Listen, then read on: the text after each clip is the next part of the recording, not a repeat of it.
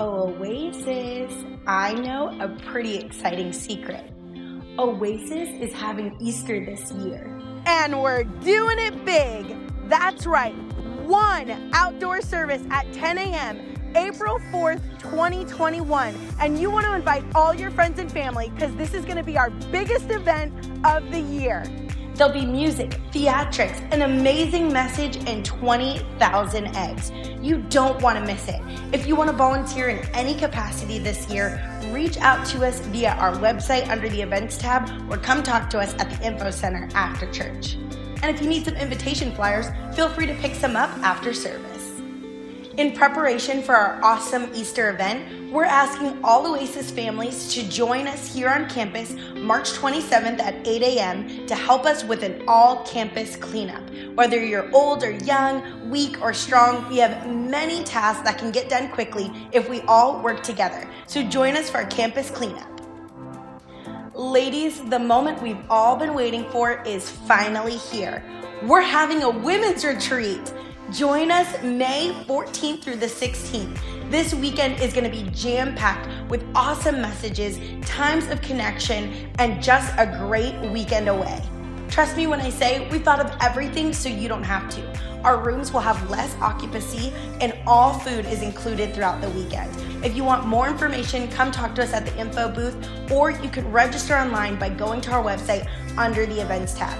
You only need your $75 deposit before April 11th to lock in that early bird price. So don't forget to do that, and we can't wait to see you there.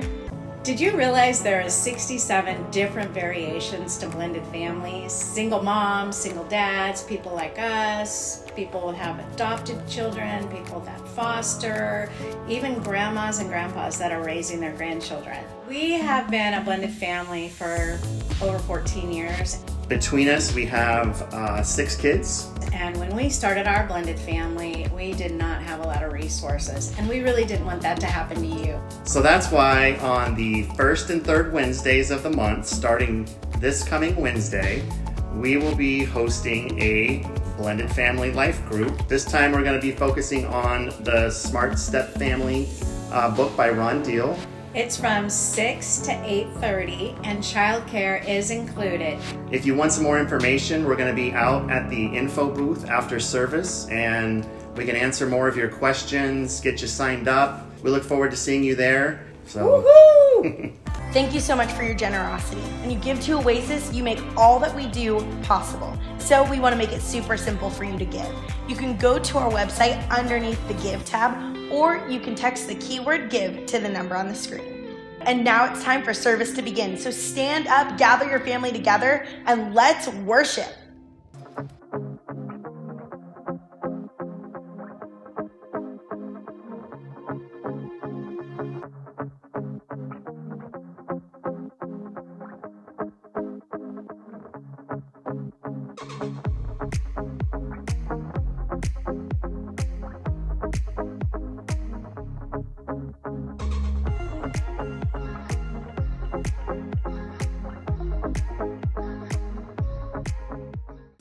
Welcome everybody to Oasis Online. Join us as we worship the one true King, Jesus.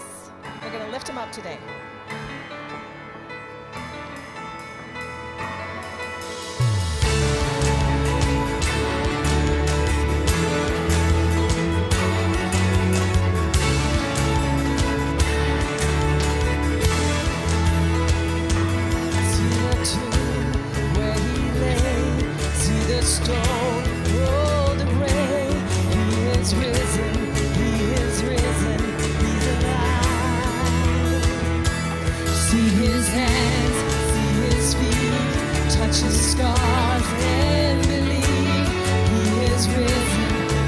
Glory forever.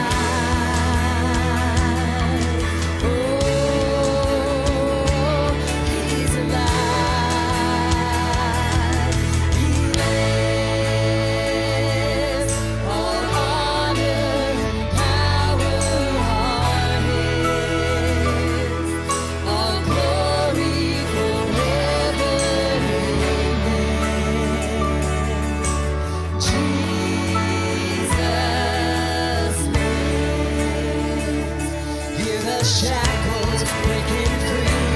Hear the song of the redeemed. He is moving, he is moving, he's alive. Take his freedom, take his love. Can you feel it rising up? He is here, he is here, he's alive. He is all honor and power, all glory forever.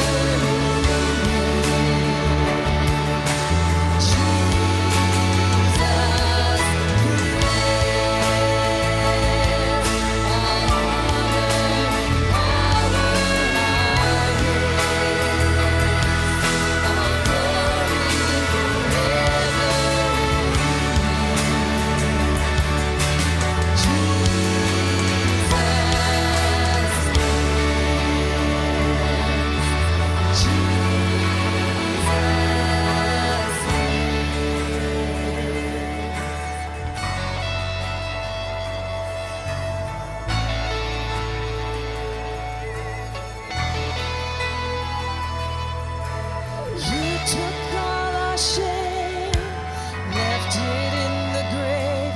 We're forgiven, we're forgiven. The work forever done, only by the blood. It is finished, it is finished. Yes, you took all our shame, left it in the grave. We're forgiven, we're forgiven. The work forever done, only by the blood. It is finished, it is finished. He lives, all honor and power are his,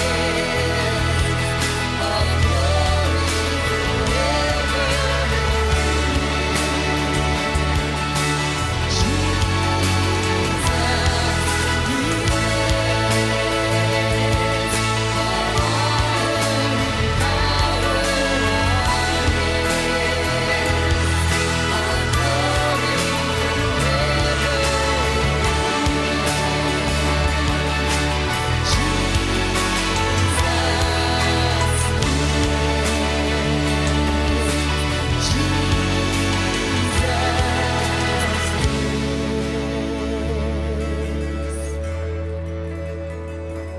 He is risen, he is risen, he's alive. We will not be moved when the earth gives way, for the risen one is overcome.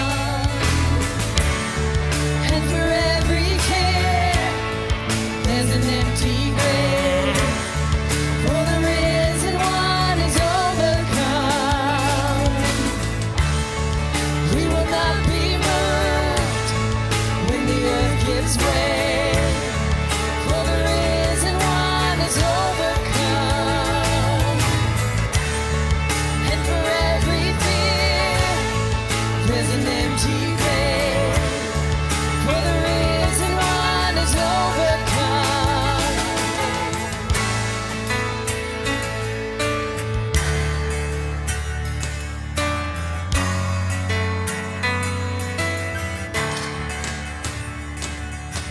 He shall reign forever, strongholds now surrender. For the Lord our God has overcome. Who can be against us? Jesus our defender. He is Lord and he has overcome. He shall reign forever, strongholds now surrender. For the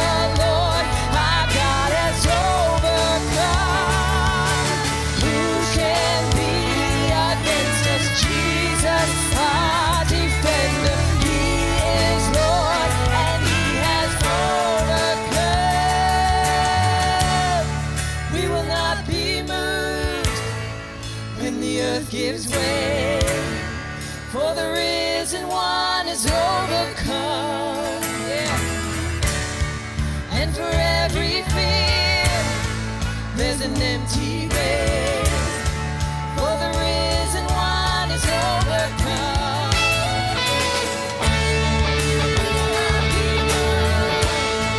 When the earth gives way, for the risen one is overcome. And for every fear, there's an empty grave, for the risen one is overcome. Fight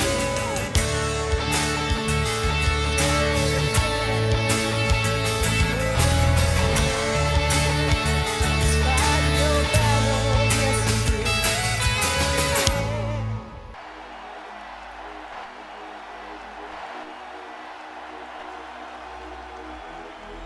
For the thousands in attendance and the millions watching around the world.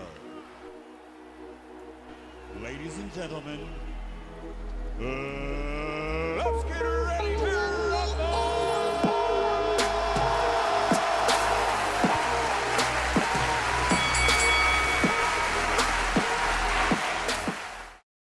Fighting for the family. We're in a series called Fighting for the Family, not fighting with the family. We all know what that feels like. And just to start off, family has different viewpoints. When we think family, sometimes we just think mom, dad, couple kids. But the truth is there are so many different types of families that are out there today. And I want you to take a hold of the concept and conversation we're going to have today and place it into the context of the family that you have.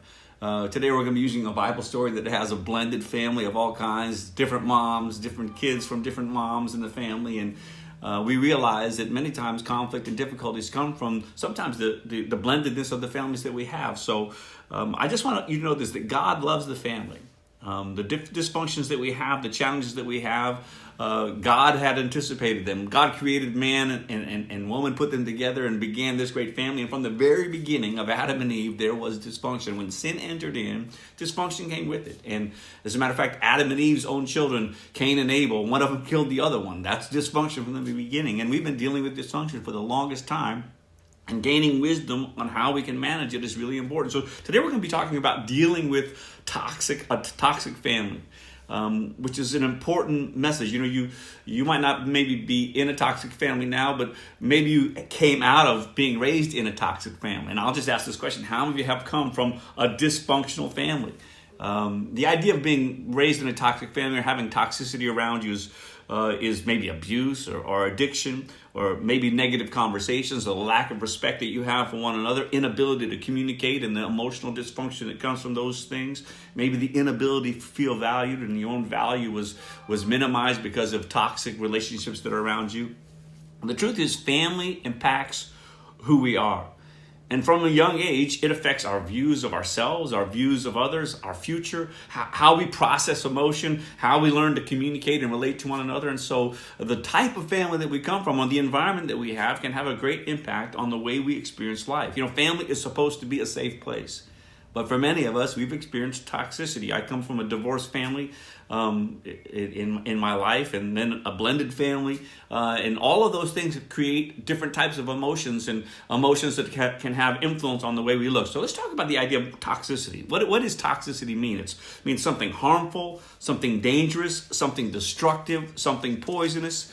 In the Latin, the root word for toxic was used to describe poison that warriors would put on the tip of their arrow, so that when they would shoot somebody, the first impact of the arrow would have trouble, but the after effect, even after the arrow had pierced, the poison that would come out of that arrow would cause long-term effects.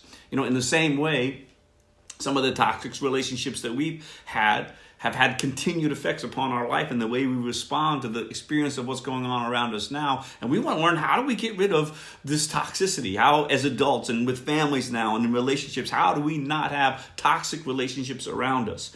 God is love. And one of the things that we talk about, and it's so important for us in our ministry, is we believe that God wants to change the environments around us. We want to love God, which is building a healthy, dynamic relationship with God. we want to learn to love life, which is realizing the context that God can heal and redeem anything that was broken in us, the toxic environments that we came from. God wants to work on those so that we can then in turn love people. And it's that loving God, loving life, and loving people component that actually leads us into a path of healthy, not toxic relationships. And my prayer for every one of you is that you would be able to take the words that you hear today and assign them to a portion of your life on how you can allow yourself to become more healthy, more God-centric, and understand the dynamic of how God wants you to live healthy in your life. Because God does want you to live healthy. So what is a toxic relationship? Well, it's this: when two people are stuck in a way of relating to each other that poisons them both. Right? Toxic relationships aren't good for anybody. It's poison going both ways. And I know sometimes it feels like, well, it's a one-way street, but the reality is most of the time toxic relationships are two people engaged and involved, and neither of them being able to break the cycle of toxicity. Throughout the Bible, we see the picture of family. And I just want to say the reason why when you read the Bible, it's not like some fake book of everybody being perfect and everybody doing right and everybody living just right. It's one of the most dysfunctional family stories that you read, because every time you read about a family, what they do is immediately expose dysfunction. They say, wow, look at how messed up these people were. In the context of how we can take the scriptures and take the information from them and say, wow, how can we take that information and learn and grow from it and say, what do we need to change within our lives? So today's story, we're going to be talking about one that many of you are familiar with, and I'm going to help you in a little bit. We're introduced to a guy named Joseph. He's the 11th son of a father that has 4 wives, or 2 wives and 2 concubines. And the pre-story behind this is a lot to get into, and don't have time to get into it. But the idea of a blended family, Joseph was in one. He had siblings from different moms that were a part of it. He was almost the babe in the family. He had a brother that came later on, but in the context there, he was the youngest in the family at the particular time that this story begins. And his history, the legacy of his parents and his grandparents and his great-grandparents are actually Abraham, Isaac, and Jacob is his father. So we see the beginning of God's engagement to the people on earth by wanting to redeem mankind through Abraham. His father, Abraham, his great-grandfather Abraham, his grandfather Isaac, and Jacob are the people that he is having a heritage from. And when you study each of their family lives, there is dysfunction that is passed down from generation to generation to generation. And we see it actually in his father's generation and the impact that it had on his life. So we're going to pick up in Genesis chapter 26. And I want to say this. When the Lord spoke to Jacob, who was Joseph's father, he gave the same promise that he had given to Abraham, which was, I want to bless you, and through you I want to bless the world. As a matter of fact, in Genesis 26, Jacob had an encounter with God, and in this encounter with God, this is what the Lord spoke to him. He says, in you and in your seed, all the families of the earth will be blessed. Notice what he says, all the families of the earth will be blessed. And I believe that God wants to bless your family, whatever the dynamic of that family might be, whether you're single, whether you're in whatever relationships you're in. God wants to bless the idea, the context of family, and the way we engage and interact. And this promise to Jacob was true. Now, he didn't live it out in the manner that it was supposed to be lived out. Success for him was based more upon economic success and maybe his status success. And he missed out on one of the components that he really needed to work on, which was family success, health and healing and hopefulness within his family. There didn't exist a lot of that within his family. So in the story of Joseph, it's a story from Genesis chapter 37 all the way through Genesis chapter 50. It's a beautiful story. It's a powerful story of the grace of God at work in a young man's life. And we're going to just start in the beginning and go to the end, but the middle of it is a fascinating story of God's interaction with someone that was faithful in heart to God and how God used them to transform the people around them in a very positive way. But we begin in Genesis chapter 37, in the very beginning of the introduction of Joseph into our understanding. It says, now Jacob dwelt in the land where his father was a stranger in the land of Canaan. This is the history of Jacob. Joseph, being 17 years old, was feeding the flock with his brothers. And the lad was with the sons of Bilhah and the sons of Zilpah, his father's wives, and Joseph brought a bad report to his father. So Joseph is introduced to us as a 17-year-old boy who goes out to watch his father's flocks and that of his brothers. So earlier in Genesis, we realized that he's the 11th son that is being born.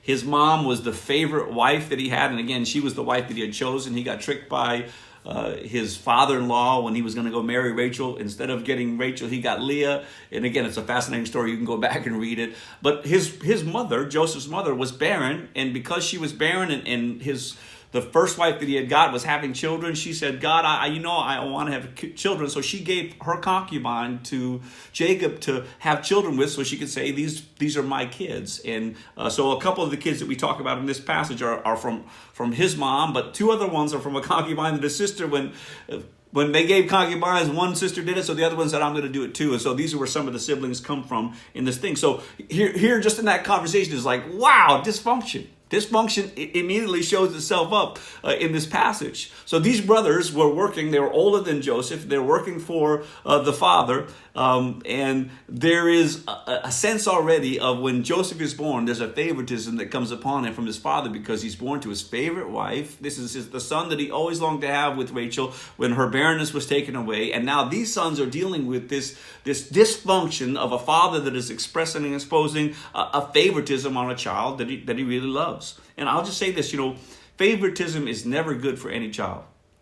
When children are the objects of special treatment, the result is a sense of superiority or self-importance or self-righteousness that's given to the child that gets that special bonus. But it's also a negative impact on the kids that are not getting that special attention. There's a natural resentment that comes into the hearts of kids that see that a parent is giving special attention to somebody else. But not only is he someone that's getting special attention from his father, when he goes back, we see he gave a bad report about his brothers. And what does that do? Well, he's daddy's little favorite. And look, he's daddy's tattletale now. He's checking up on us. Their anger toward him and resentment is only beginning to build here. We might look at Joseph and say, well, he's to blame here. But the truth is, he was just doing what his father asked him to do. And maybe before God, when the term that is used in there that he spoke of evil of his brothers is because he had heard of the evil reports of how his brothers were responding and acting. They were actually being kind of wicked in the community they were living in. And the word about them was that they weren't good men. So he was probably doing something healthy and a blessing before his father. So Joseph probably was doing the right things. The real problem was his father Jacob, who had actually positioned him in this favoritism way, and his actions really are unexcused. And some of the brothers' response to Joseph was surely driven by a dad that wasn't probably honoring them with the proper respect and guidance that they needed. So let's continue on to verse number 3. Now Israel loved Joseph more than all his children.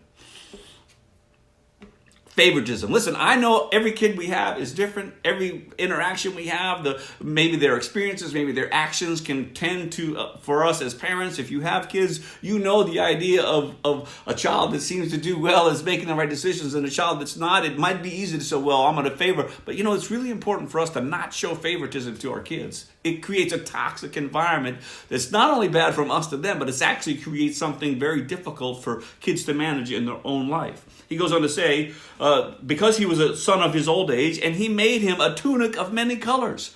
Now, it's significant to understand, it says that Israel loved Joseph. So Jacob is his father. You say, well, you said Israel, you said Jacob, because they're one and the same. Jacob and Israel are the same person. Abraham, Isaac, and Jacob. Jacob's name was actually changed to Israel, who was the father of the 12 tribes of Israel, which are actually the kids that we're talking about right now. All of these dysfunctional individuals are the 12 tribes, are birthed out of each one of these fathers, creates their own tribe of children they have. So interesting fact that maybe you didn't understand or know.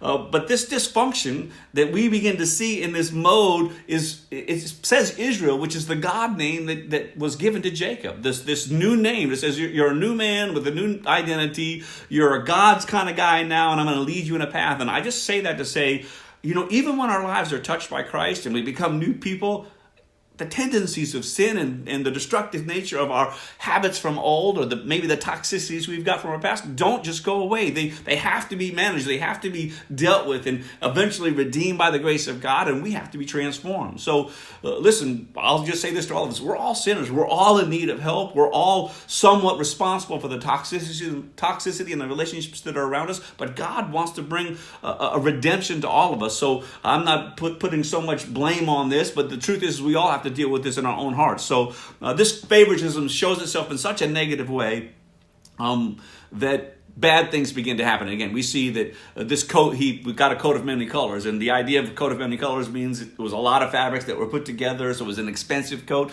But it was also a long coat, which was kind of reserved for people of royalty, not workers in the field. And so when he got this coat of many colors, it was almost like Joseph, as the youngest, was moved into management in the family. So you got all these brothers working in the field, and Joseph is given this coat of many colors that basically says, hey, instead of Joseph having to work so hard in the field with you, I'm kind of moving him up in management. And you can imagine, as older brothers, what is that going to do to your heart, particularly when your father is showing an extreme favoritism toward one of the sons? And again, how foolish was it for the father to do this for Joseph's sake? Joseph, and again, we don't see anything significant about Joseph. We see some response we're going to see in his actions to his brothers that maybe wasn't wise, but we don't see any unrighteousness in him. We don't see a negative attribute in him about how he engaged with his brothers, and whether there was naivety in him or a special spiritual faith in him that had a confidence that God was going to do something special in his life. We're not completely sure about that, but we see what the father did was a terrible thing to do, and the father should have known better. Because it does cause damage and creates what we call, you might never have heard this, sibling rivalries.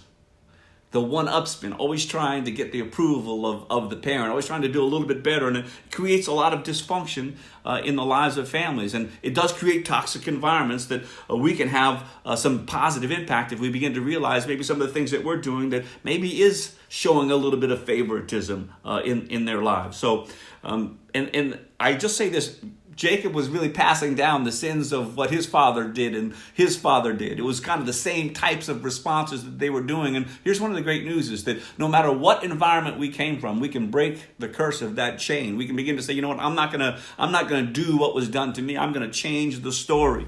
Because we need to learn that when we open up our heart to God's grace, when we open up our eyes to our own failures, or maybe our own families and how we did in our family. Well, that's what my family does. To go, well, maybe that's not the right thing that a family should do. Maybe that's not the right response that we should have as individuals. We can break the chain. We can untwist the wreckage that maybe has caused pain for many years and make a new stance for our lives. Because the truth is, who has the perfect family? And who are the perfect parents? Nobody. We've all made mistakes, but the good news is that God is inviting us to get rid of the toxicity around us and deal with the issues that are causing trouble so that we can experience a blessed family that God has in store for us. My prayer for all of us is that we would allow God to open up our eyes, and whether we're a parent, whether we're a son, whether we're a sibling, whatever dynamic we find ourselves in family relationship, that we would begin to ask ourselves deeper questions about our own lives. And we see here, so Joseph's brother, now it's not just the four of them, it's talking about all 10 of them that are now a part of his life in verse number 4. But when his brothers saw that their father loved him more than his brothers, they hated him and could not speak peaceably to him.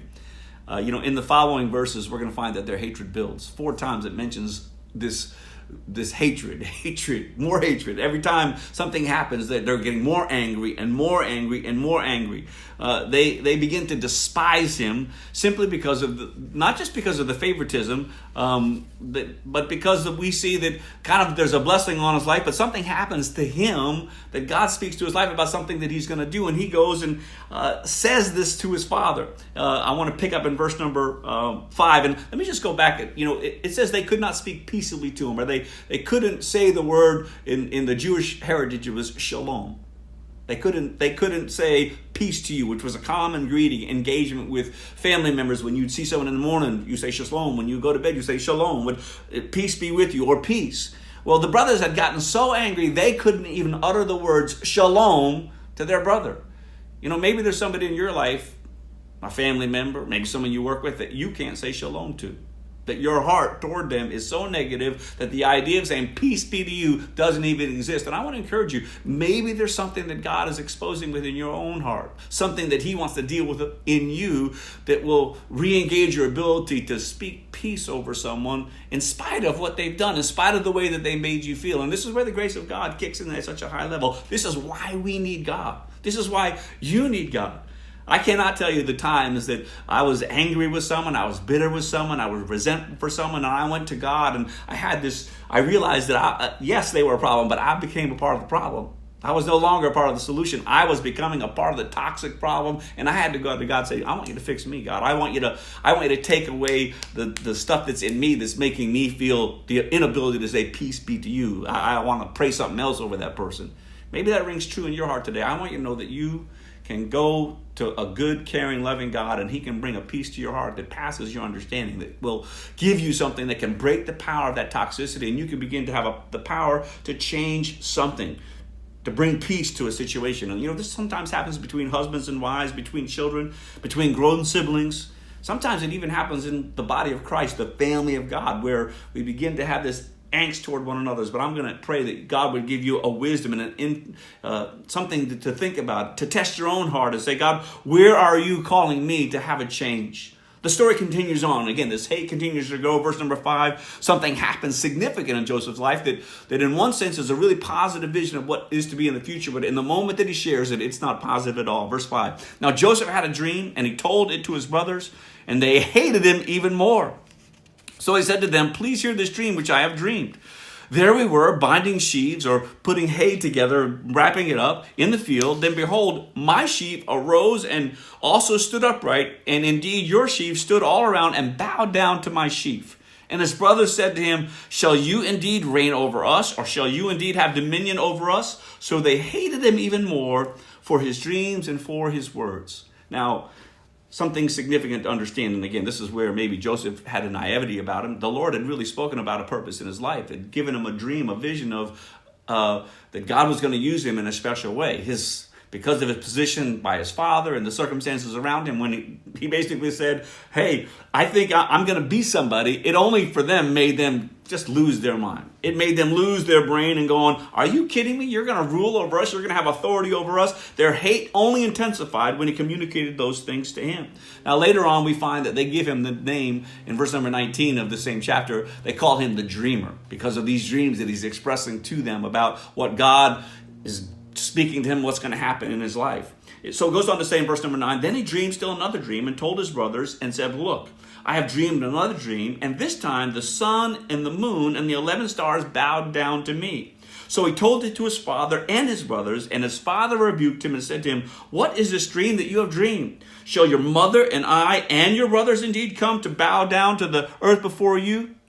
So after he tells his brothers, again, I got another dream, you're going to bow again. He tells his father, this is for the father, maybe a step past, this was a very patriarchal society where that dads ruled the roost. They were just in charge, and there was a certain respect that every father gave him. So when Joseph shared this, what I'm sure to the brothers seemed disrespectful, that not only was he going to rise above the brothers, but he was going to rise above the mother and father. For them in their heart, from Joseph to the father, it was like, how dare you disrespect our father like that? We would never disrespect dad like that. You've put us down, but now you're putting our father down. The scriptures say that they even got madder. In verse number 11 it says, and his brothers envied him, but his father kept the matter in mind.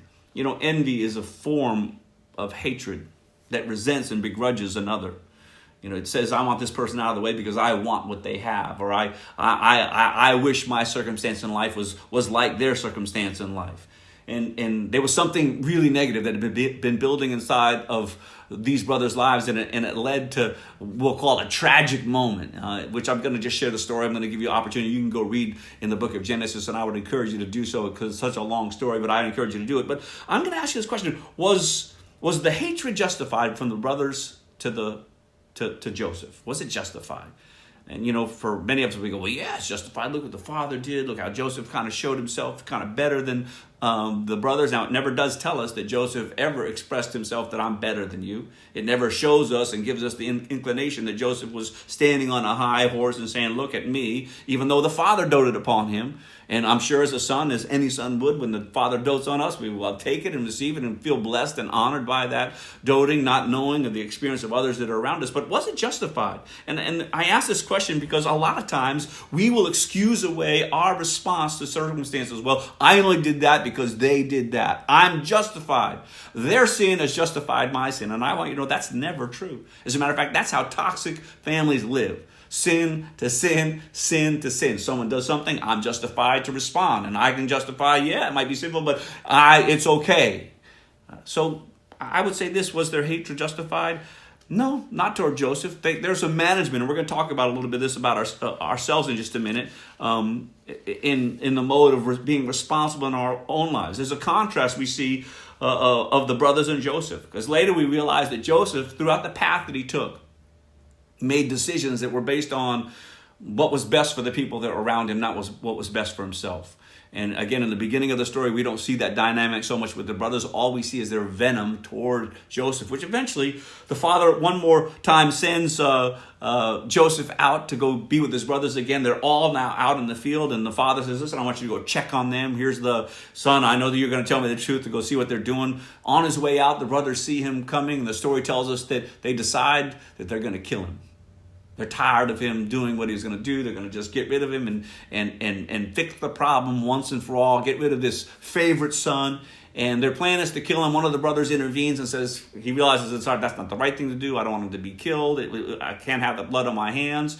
And instead of killing him, they eventually just sell him into slavery.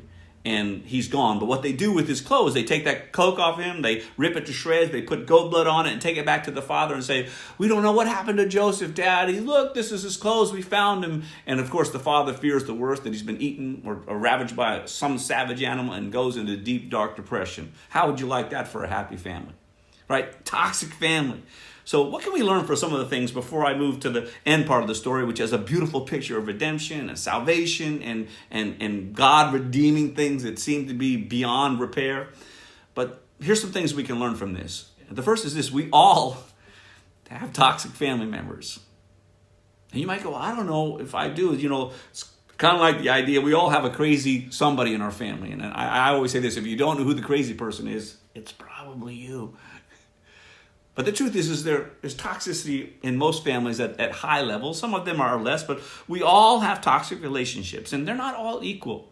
Not all relationships are equal. My wife was sharing with me an article on radioactive elements, conveyed about the half-life of how long radioactive materials last. And uranium-238 has a half-life of 4.5 billion years. In other words, its radiation level goes in half in 4.5 billion years. Whereas uranium-222 is the shortest radon, which half-life is 3.8 days, right? It's in 3.8 days, it cuts in half and cuts in half and cuts in half. In other words, it's a lot less radioactive, and its staying power of radioactive is a lot less than uranium-238. Even though they're both categorized as radioactive, they're not the same. In our life, not all toxicity is the same. And learning how to evaluate the levels of toxicity that are around us, and the reality that the influence that we put to them can minimize the gravity or the strength of the toxic things that are around us. And I'm inviting you to realize that you have a part to play in the toxic environments around you, and something that you can do can have a major effect on how long that toxicity lasts. Because the truth is toxicity requires a response. When things aren't well, we can't do nothing. That's not the right answer. And discovering what we can do is a very important thing in our lives. If you have radioactive material in your house, what are you going to do? Well, you wouldn't just keep it around because it glows and say, oh, how pretty is that? Look, it's green, right? No, we got to get rid of this. This is a problem. And this is the same way we need to deal with issues that are in our lives. So we're going to talk about just two types of responses. There's the radioactive response that is negative and causes trouble, or there's the righteous response that is a positive way that we can manage dealing with some of the toxicities that are around in our families. So the radioactive response, we've talked about this really as we get into families. One of the first things that we do in a radioactive response is we assign blame. Not my fault. It's your fault. The very thing we see in the Garden of Eden when Adam and Eve, when sin happens, God says, Adam, what's going on? She says, it's the woman. The woman, he says, woman, what's going on? She says, it's the snake. This idea of blaming and pointing, and that's the nature of radioactive relationships. No responsibility is taken, and we become defensive. It's not me. It's got to be you. It can't be me. There's no way it can be me. It's got to be you. Instead of realizing that there's a different way for us to go. And we begin to we judge the intent of the others most of the time inaccurately. When I do something wrong, it was simply a mistake. When you do something wrong, you're evil. Right? That's the mode of our nature is that, wow, my deal was a little deal, your deal was unbelievable. You're an evil person where I just made a simple mistake. I'm a good person by and large, and you're an evil person. Well, this is the judging. And again, the nature of those judging, that radioactive response only heats up the uranium. It only heats up the radioactive essence that's going on. And here's one of the things, we've talked about this multiple times in the last few months, is we can't entrust our emotional health and well-being to the hands of another person. If someone else can dictate how you feel and how you're going to respond, you're in trouble. Because the truth is there's only one person that gets to take charge of how you respond, and that's you. But when we have these toxic relationships, we blame others for the way that we feel. You are making me feel. This is what you're making me do. It's your fault I'm responding this way. And we have to take responsibility for our own reactions, because no one has the right to dictate how you feel. And there's a process of growth in that. And there's a mode, I've shared with you, but the story of my dad. My dad was a pretty volatile individual. And he used to just hurt me deeply when he would get volatile. And then I realized that my dad had a problem, that he had a volatile problem. And his volatility wasn't based on me. It was based on his dysfunction, his problem. And it used to just kill me, like, man, why would you treat anybody like that? And I would take it personal. It's about me, until I realized he's got a problem. And when he goes and elevates and he would lose himself, I stopped taking it personally. I'm not going to let him dictate my emotions. I'm like, well, you're going to get upset and crazy. That's on you. I'm not going to follow in suit and go, well, you've hurt me, you've broken me. I realized he had a problem. And it changed my dynamic of the way I interacted with him. I didn't join in with him in the toxicity. I actually tried to figure out, how do I begin to minimize what's going wrong and fix it in the things that I can do, which would lead us to the idea of what is a righteous response when things are toxic within our lives. This goes back to the first comment I made, or in the unrighteous response, or that radioactive response. I have to understand the health of your relationship is directly correlated to your own emotional and spiritual health. The healthier you get emotionally and the healthier you get spiritually will change drastically the environment of the power of toxicity within your life and family experience. When you become healthy, you have the power to begin to, instead of react, you begin to interact with what's going on and realize, well, reaction is not the best response. I'm not going to do that this way. As a matter of fact, it's a reminder for all of us that we have to think before we speak. When we begin to have righteous responses, we don't just let the circumstance happen and we jump in. As a matter of fact, James 1:19 says, "So then, my beloved brethren, let every man be swift to hear, slow to speak, and slow to wrath."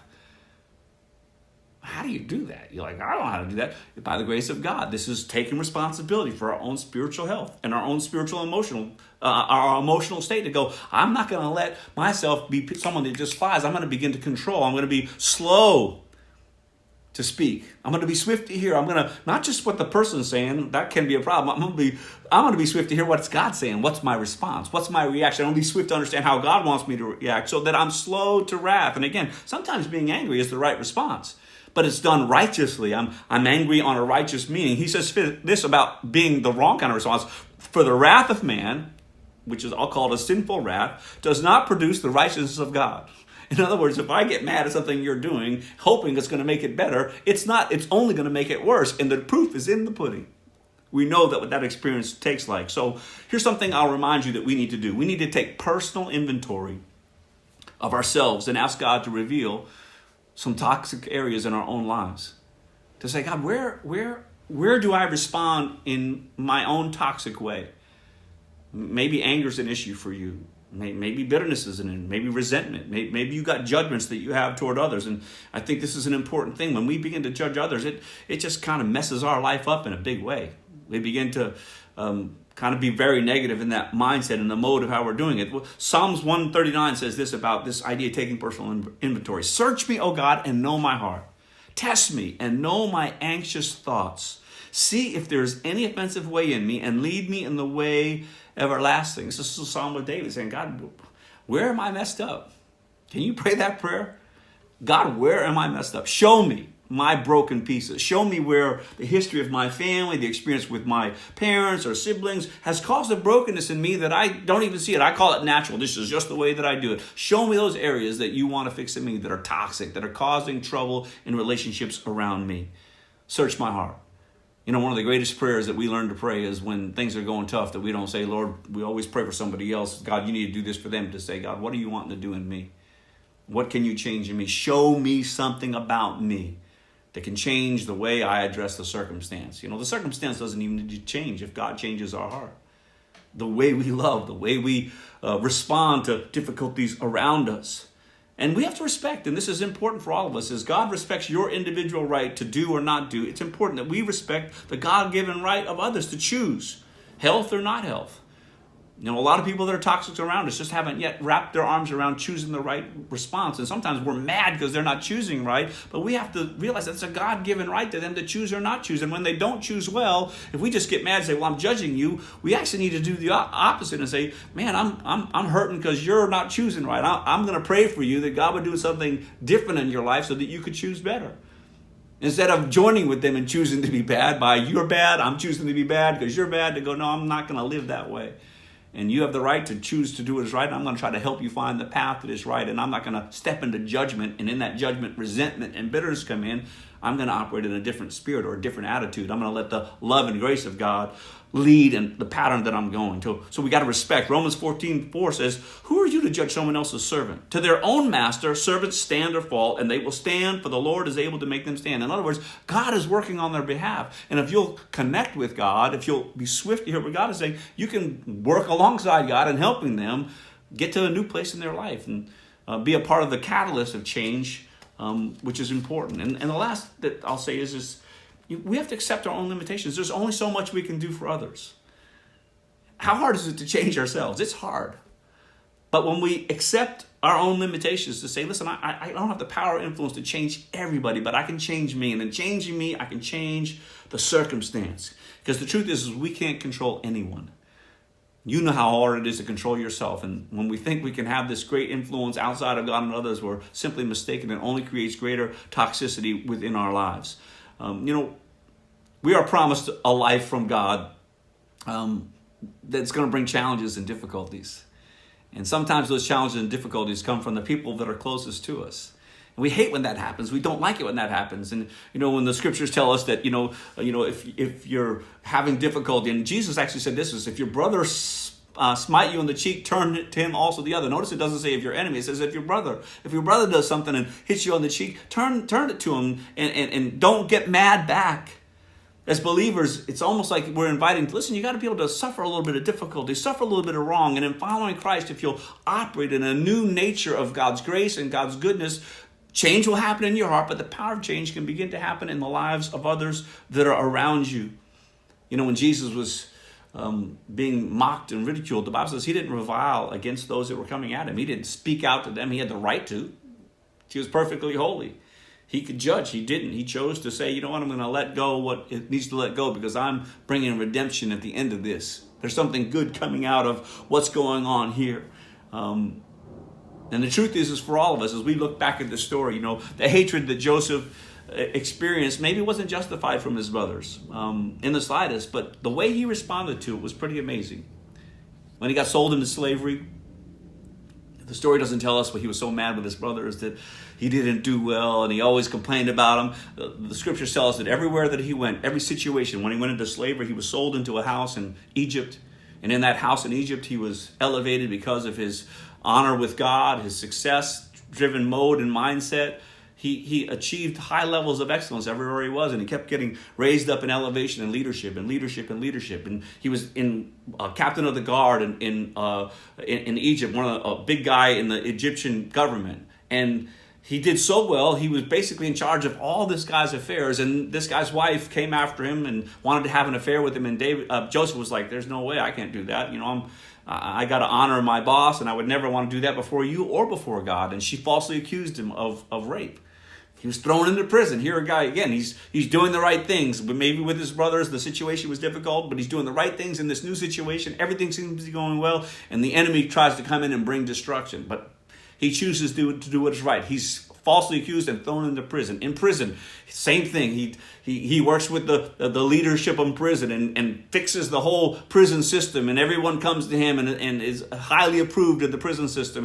And then a part of the revelation of who he was, he began to interpret dreams of people. And somebody came into the prison that was from the Pharaoh's home, and he interpreted a dream for them. And two people came. One of them, he said, "What's my dream interpretation?" And the one guy said, "Man, you're going to go back into the Pharaoh's home and things are going to go well with you." One of the guys heard it and said, "Oh, I had a dream too. Here's my dream." And he tells that guy, "Well, your things aren't going to go well with you. You're going to go back and you're going to be executed. It's not going to go well with you." So he began to be an interpreter of dreams. He had elevated himself in this prison at the highest of levels of success. And eventually, the Pharaoh has a dream, and they're trying to figure out, he's trying to get all the people around him to interpret dreams, but no one can do it. And eventually he hears word of a guy in a prison that knows how to interpret dreams, and he invites Joseph to come and interpret his dream. And Joseph interprets the dream, talks about 7 years of feast where the land is going to be plentiful, and 7 years of famine that you have to get ready for. And the Pharaoh believes that he has interpreted his dream and puts him in charge of all the managing of the food and the putting food aside so that they would have provision in the future. And of course, just as the dream came, so it happened. 7 years of famine, feasting came, and then 7 years of famine. And when the famine happened, it hit the land everywhere. Those brothers that had thrown him into slavery were experiencing the worst of the famine. They'd run out of food. They found out that life was becoming difficult for them. And they eventually, the father said to them, "Listen, we heard that there's food in Egypt. You need to go to Egypt and discover if we can get some of this food." And of course, they go to Egypt, and guess who's there that they have to stand before, that's standing above them, that they have to bow to find food. They don't recognize their brother in the beginning because of his attire, and now he speaks a different language. But sure enough, it's just like the Lord had spoken to him in the beginning, that he was going to stand in that place of leadership. But it was through this place of leadership. Now, he had one or two decisions to make in this position. He could have said, "Well, you brothers did this to me, and you're going to pay for it." But God had a different story to tell in his life. The end of the story is that God, in Joseph's perseverance and Joseph's honor before the Lord, God elevated him to a place of authority, but more important, provision for his family and the opportunity to be the provider and the redeemer of people that were going to starve and die. He actually was the one that resourced food to them. And again, there's a whole lot of stuff that's in the story. I encourage you to go read it. You'll really enjoy the story and see the dynamics of it. But it's through his perseverance of the unknown that God was able to use his life. You know, sometimes we're finding experiences difficult with our family members. We don't know where God's leading us. And it's the part of this process of God changing us and forming us that has a larger context than just our own family. It's God doing something in us to perform his grace in a larger context around us and the story that he's telling in the world. And sometimes it's our family members that make it difficult. Sometimes it's your boss that makes it difficult. Sometimes maybe it's a marital relationship that's difficult, or a grandparent or a grandchild or a sibling. I just want you to know that God can use all of those circumstances to bring the best to your life. The story goes at the very end when these dreams come to pass, the prophetic word of God and Joseph that said this was going to happen comes to pass. And Joseph's brothers are standing before him. Their father has moved now to Egypt with them, and they're being blessed and taken care of by the Egyptians because they are part of Joseph's life, and because he did such a good job for the Egyptians. Anybody in his life is being blessed. And when Joseph's father dies, his brothers get really afraid to say the only reason he hasn't taken revenge is because dad has been alive. But now that dad is dead, we're in trouble. And there's an interaction that Joseph has with his brothers. And he makes this statement, and I think this is significant for us. In Genesis 50, he says, "Joseph said to them, 'Do not be afraid,'" because they were really afraid that Joseph was going to do something. "Do not be afraid, for I am in the place of God." I'm in a good place. I'm in a God place. I'm where I'm supposed to be, in relationship with God the way I'm supposed to be. I'm not perfect. I don't got it all together, but I'm in a place with God. "But as for you," now it goes back to the past, "you meant evil against me, but God meant it for good, in order to bring it about, as it is this day, to save many people alive." He sees a big picture. He goes, what you meant for bad, God has turned the story around to make something really good. I'm in a good place with God. You guys don't have to worry. And then he says this is verse 21. "Now therefore do not be afraid. I will provide for you and your little ones." And he comforted them and spoke kindly to them. You know, at the end of the story, Joseph showed us the path to take. To not continue the cycle of toxicity, but to take personal responsibility. He had full authority. He had full power to do whatever he wanted to do with his brothers. But his mode and action toward his brothers was grace and forgiveness. I want you to know one of the greatest tools that we are privileged to have in coming into Christ is grace and forgiveness. Some of you might not even understand what that feels like, grace and forgiveness, because you haven't received it from heaven. Many of you have received that grace and forgiveness from heaven, but you haven't allowed it to be a thriving attribute of who you are right now. So when trouble happens around you, instead of grace and forgiveness, instead of you saying, I'm in the good place, I'm in a God place, you're maybe in a place of dysfunction. I want to invite you today, get back to that God place where grace and forgiveness exists. We're reminded in Romans 8, I'll remind you that whatever circumstance that you're dealing with, that God is telling a better story than maybe your circumstance. And it's the perseverance, it's the ability to hang tight and to not let toxicity be the mode of how you respond. It says, and we know that all things work together for good for those who love God, to those who are called according to his purpose. It's his purpose is being told we can change the legacy of our family. Like the family of Timothy, when Paul began to engage in communities around the Cappadocia and all those areas he went, he met a guy named Timothy. And Timothy was a young man that had been influenced in such a powerful way. And this is what it says in Paul writing to Timothy. In his second writing to Timothy, he says in chapter 1, verse 5, when I call to remembrance the genuine faith that is in you, which was dwelt first in your grandmother Lois and your mother Eunice, I am persuaded it is in you also. A new legacy was given by Timothy's grandmother that influenced his mother, that influenced Timothy. And I want to say that you have the power to change the legacy of your life. The legacy not only of your life, but of those that will follow. You have the power to say, I'm going to break the power of my family tree, the curse of my family, the brokenness of my family, and I'm going to start a new legacy. I'm going to begin to live the dynamic of the way God wants me to live. Now, I'll just say this. Some of you are saying, well, I know what I'm going to do. We're going to do something right away. I'm going to go home. We're going to have a family meeting. We're going to fix it. I just want you to take a pause. I want you to remember the most important part of fixing things that are going on in your life journey and around your family are fixing you. Of letting God do something in you. And that the strategy, the mode of how that's going to happen is going to be a word from the Lord of how to make it happen. It's not as simply as here's the list of 5 things to do. This is what we're going to do. And I want to say, if you want to have a family that you treasure, you have to invest in them. You have to figure out the means and the methods of how you're going to engage your family in helpful ways. Over the last few weeks and in the weeks ahead, we're going to talk about the different dynamics of how we build a great family dynamic, and whether it's in our home and or in our church life, it's how do we create the context of not letting negative influence and toxic environments dictate to us, but healthy ones that we can be a part of. And it begins personally by taking personal responsibility. And I know we can be intentional. And, parents, I would encourage you to be intentional about creating that quality time. But it's not a family meeting that matters. It's a heart change that God says in us, this is how I'm going to live. This is the way we're going to do it. Maybe for you, this week is you doing something special. Maybe it's a little text to a family member that things are discomforted with, or things that are broken, a positive word, an encouraging thing, a reminder of the love and the grace that you have. Maybe it's a word of forgiveness. Say, I just want you to know that I know things have been difficult, but I want to let you know that I don't want our relationship to live in that. I love you. I care about you. Let's let bygones be bygones. Let the grace of God come back to us. And whether they understand that grace or not, you be the one to step up and let God pour it into your heart and you pass it on to them. I know that God wants to give you healthiness in life. He's inviting you to get rid of the toxic stuff that are around you, but it takes insight to see. Search me, oh God. Check me out.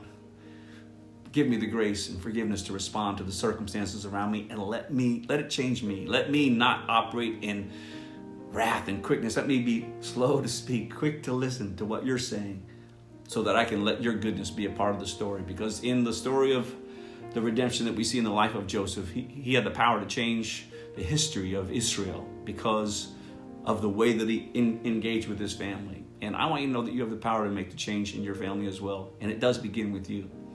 And by the grace of God and through the forgiveness of God, you can have it today. If this grace and forgiveness seems strange to you, I want you to know that it's not strange when you receive it from heaven. It's a gift that comes from God when we get saved. The Bible says we're forgiven of our sins. It's grace that leads us into salvation. And it's the confession of our heart. We pray and we invite God to be the Lord of our lives. It saves us.